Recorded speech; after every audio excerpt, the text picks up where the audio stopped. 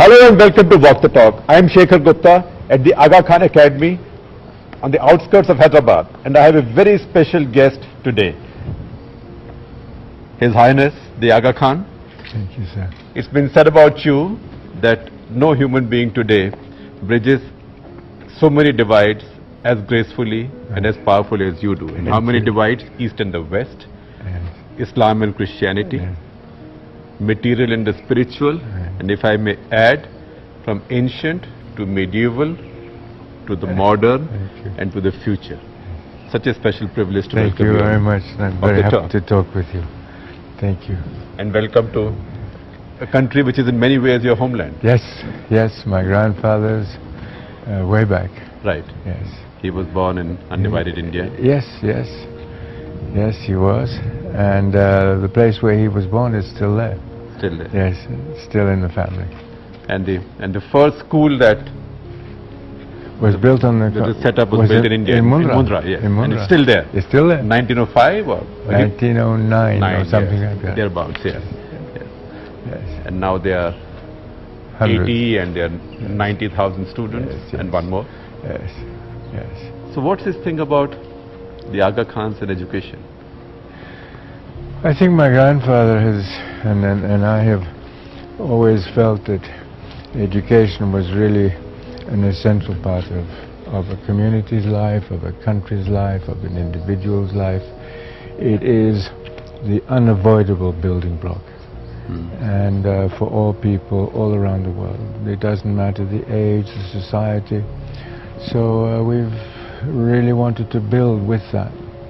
And this academy is part of that exercise. So before we get into the more profound discussion on making rational judgments in times when all wisdom is presumed to be given, tell us a little bit about the academy. How is this different from the rest? Well, this academy was born out of an evaluation process. So about some 10 years ago we got together and started asking ourselves with my colleagues in education, where are we? What do we need? And we came to the conclusion that there were a number of countries where secondary education was a critical issue.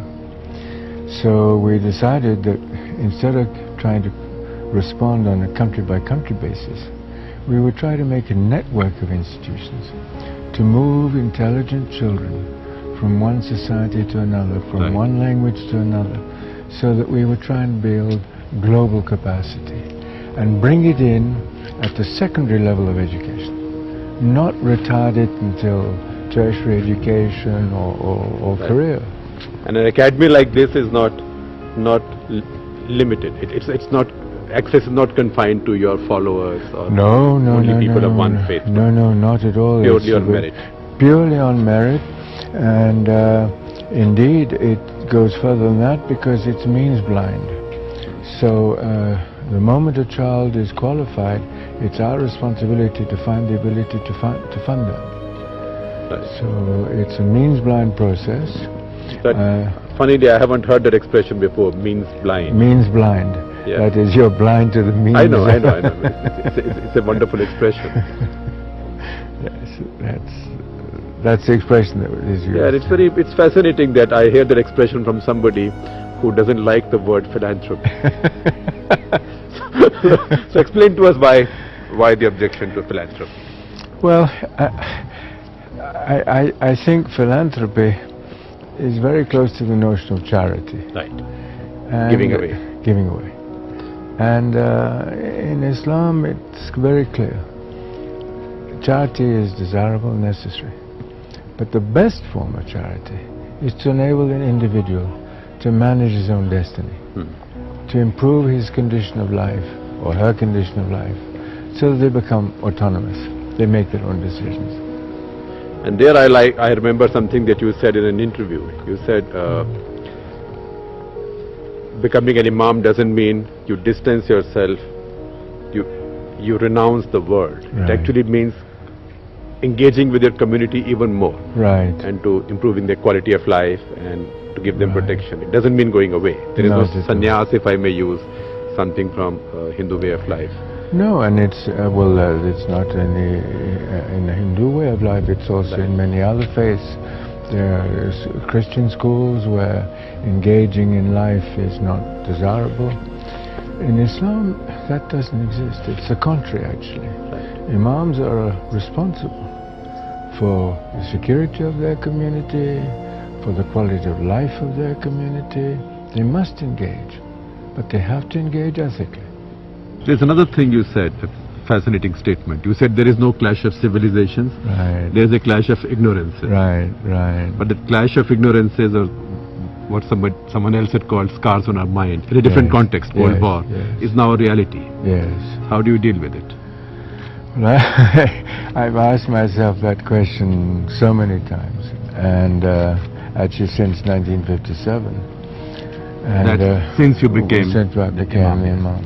At a very young age. And yes, and I have used all the methods I thought I had to try and help bridge civilizations rather than have them continue to look at each other in ignorance and discover each other in conflict and all the rest. Right. So it's been an important part of my life, but I'm one individual. And if I can be, if I can take a little chance and be sort of indiscreet, in a way, the Islamic world knocked at the doors of the Western world in the form of those planes slamming into the buildings. Yes. I'm oversimplifying.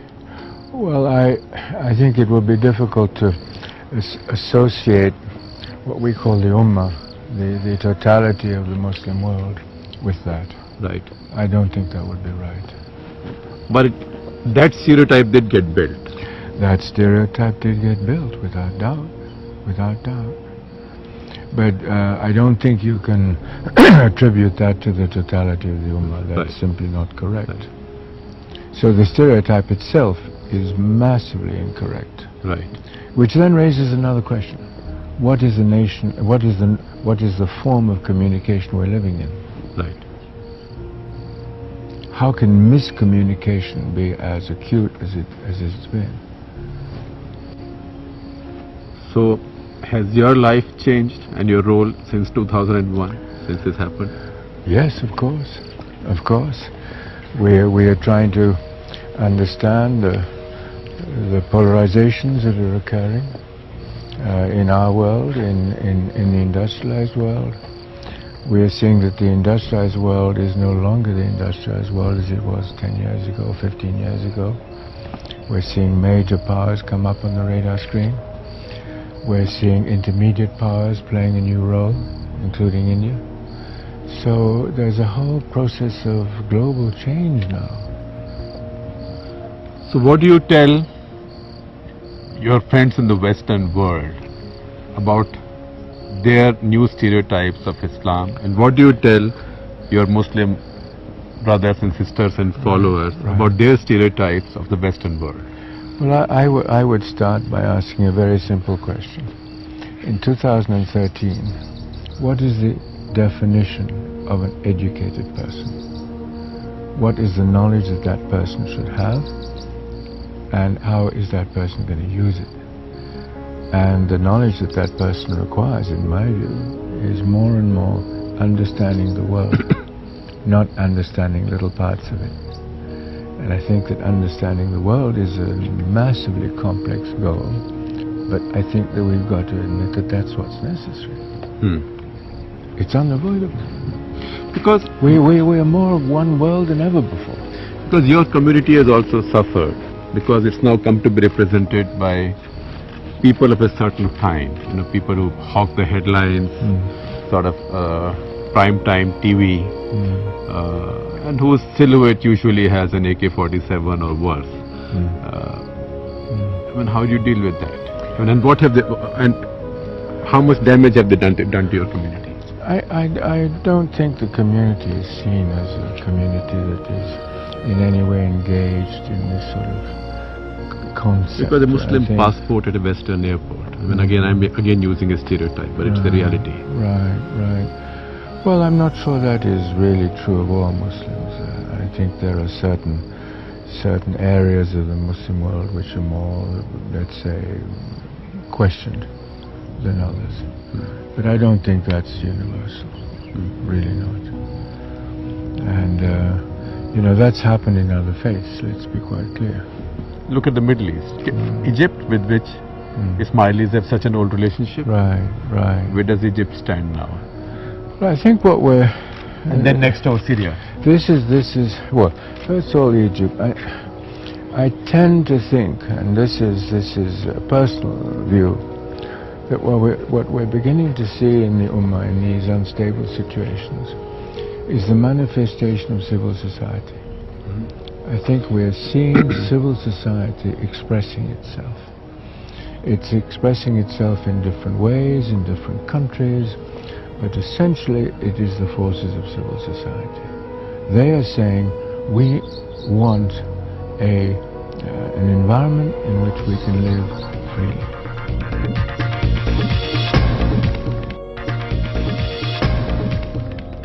So go next door to Syria now from Egypt. Well, Syria is, you know, is a really crisis situation for so many communities. I mean, let's first of all recognize the fact that Syria is an immensely complex social product, or civil product, if you want. And it's been like that for centuries. It's not new. Right. And so you have Christians, you have Muslims, you have Jews, different tribes. Different tribes, you have Druze, you have a very complex demographic makeup, first of all. And very complex neighbors. Very, yes. Very complex neighborhood. Very complex neighbors. And I think that we've seen a certain amount of proxy presence, if I can call it that.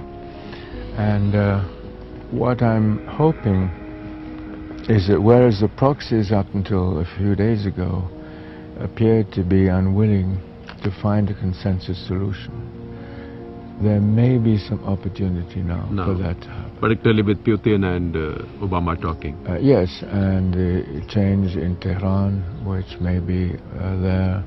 I think there's some Gulf states who are beginning to become less concerned with where all this is going. So there may be the beginning of a, how would I call it, melting.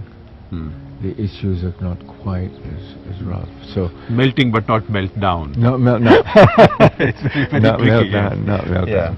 So I'm saying to myself, maybe we have an opportunity here not only to solve the Syrian situation, but to do more than that. I like to be optimistic. And then come closer home to us, Pakistan. Yes. You know, you have such a wide network of activity there. Yes. And it's the one country where the Shia-Sunni conflict today is most pronounced. Yes. Well, no, I wouldn't say it's the targeting of Shias is most pronounced, let me put it like that. Yes. Because at an ordinary level, frankly, I travel to Pakistan, I find no problem. Right. The Pakistani army itself Well, these hasn't had a problem. These tensions are much more omnipresent in the Ummah than just Pakistan, frankly. If you look at Bahrain, you look at Iraq, it's far from being restricted to Syria. So this tension is a tension of great concern to me. And I hope that as the Syrian issue, if it does get resolved the way it's going, will also reduce the tension in that relationship also. Because it's unacceptable to me, frankly. It's quite simply unacceptable. So do you have a message for the leaders of Pakistan? Well, because it's a very large Muslim population. I'm not sure that I can blame this situation on the leaders of Pakistan. I said, do you have a message, do you have advice for them? Well, my simple message is that in any country, my view is that people have the right to practice their faith. Right. Whatever it is. So that is, to me, a human right. Right. And I'm interested, for example, to see how a Western government has recently taken that issue on its agenda for economic support. Right. Such as the Canadians. Right. you know. Yes, absolutely. So there is an awareness in the industrialized world that this has become a serious global problem. Right. So, and do you have a message for the Shias in Pakistan? Well, I would have it for all Pakistanis, not just the Shia. I would have it for all Pakistanis, which is to say, look, you are Muslims, full stop. Right. And so long as you are Muslims and you abide by the basic identification of what makes a Muslim, which is the Shahada, well, that's where it stops. Right. I feel sort of a little bit ashamed asking this question, knowing how liberal and how Catholic you are in your outlook, and how much of a citizen of the world you are. It's a question I cannot help asking. Why do we find that the angriest Muslims in the world come from Pakistan? Not all Pakistani Muslims, but still, if you look at the record of angry Muslims discovered around the world post 9/11, even before that, how come so many of them come from Pakistan, whereas Iraq was invaded, Afghanistan was occupied, continues to be so in many ways. Palestinians have a grievance, but the angriest Muslims are in Pakistan. I wouldn't agree with that. I wouldn't agree with that. I think there's anger that is in many, many Muslim countries today, because I think the Ummah feels targeted, and targeted essentially for 9/11. Right. And the Ummah, as a body of millions and millions of people around the world, had nothing to do with that. So I don't think that comment is, if I may say so, is fair. No, I wonderful if you disagree with that. Because it's easy to agree with those formulations these days. Yes, but in my view, that's really not the case. So I'm happy if you agree with me, but I'm happier if you don't agree with me, because it's a better story, frankly. Yes. Because then we get into an argument. No, I don't. An intellectual argument. I don't think that's correct. I don't think that's correct. And you know, I would go further and I would say many of the conflicts we see today have got nothing to do with faith. Right. They are the children of political mismanagement or worse. Or frankly, lack of intellect. Or lack of intellect. The driving background in many of these situations is political. But then what happens is that there's a faith dimension which is attached to it. Right. But it's not born. It comes sort of handy. It comes handy. Yes, you can mobilize more people, you can argue the case differently. If I may use a sort of shortcut, it's a force multiplier. Yes. Or a fuel. Yes. So I tend to stand back and say, if I really analyze these situations, were they issues of faith? No. They were generally political issues. And you can take most of the issues that are there today and you can track them back to a political dimension. Right. As in Afghanistan. And before we get into Afghanistan, I have to say, how grateful people like me are that you built this wonderful hotel in Kabul. Thank you. I used to cover the war when the good jihad was on in the past. Right. And I remember Hotel Kabul as it used to be in the past. It was just a Stalinist structure, and the only reassuring thing about it was that its walls were so thick that you thought a bomb will not come through it. And I think the menu was roast chicken at lunch and chicken roast at anything we could breed in the basement. Well, no, I think this joke was that one of Najibullah's cuts lost its way and hit a poultry farm. And until they finished that inventory, that's all we would get. But now you built that great hotel, and what that makes sure of is that people other than soldiers, spies, and journalists and crooks and arms dealers visit Kabul. Yes.